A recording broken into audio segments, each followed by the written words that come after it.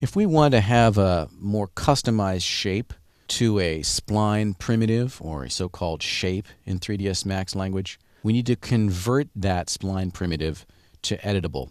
So it's similar to what we did in the Modeling Basics chapter, in which we converted a parametric object to an editable object.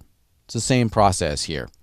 I've got a star, and I'll go into its Modify panel so we can see that it's got all these parameters. It's got radius and so on. And I can play around with those, and I do want to be careful that I don't get corrupted splines. Notice as I reduce this radius, things are starting to crash into each other.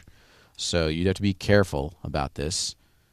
This is not a desirable outcome. You can see the fillet radius is too great. I mean, that might be nice, again, for abstract art purposes, and I might have some fun with this in an experimental film, but this is not going to work to model a solid object. So you have to be real cautious about the size of this fillet. Has got to be very, very small in this case. So I've got, basic parameters, but I'm limited to what are provided here. If I wanted to make this more organic so that it was not perfectly regular, I would need to convert it to editable spline.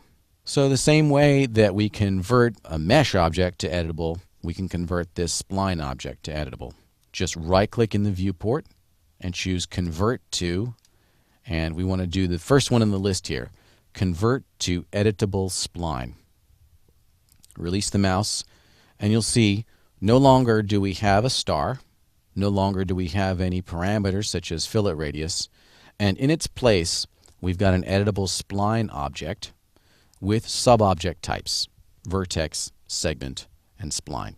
You'll also notice that there's a great variety of tools that you can use with editable spline.